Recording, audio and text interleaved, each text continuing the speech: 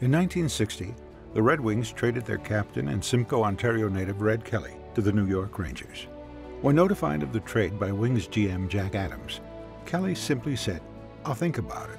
Red figured 13 seasons and 4 Stanley Cups were enough, so he retired, reporting to work the next day to his new job, working in a tool factory. After hearing the news, King Clancy figured that Red just might accept a trade to Toronto, so he called him up to see if he was interested. Red agreed to secretly meet with King for dinner at a Toronto restaurant, flying in under an assumed name and wearing a disguise so that nobody would know he was in town.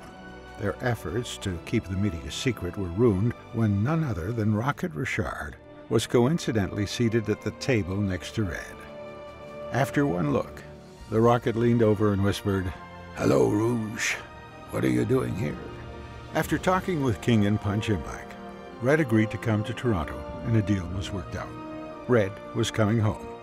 One of the reasons Punch wanted Red so badly was that Imlach knew the Leafs had to go through Montreal each season to win the Cup, and he wanted a centerman that could match up against the Canadian Jean Beliveau.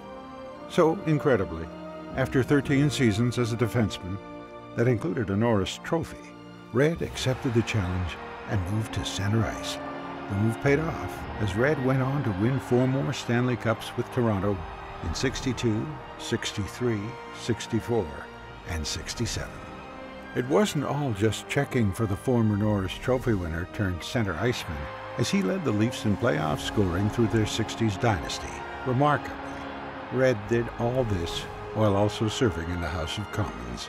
Red's line mate Frank Mahovlich said of his friend, "I've played with so many of the greats, but Red Kelly, to me, was the greatest centerman that I ever played with."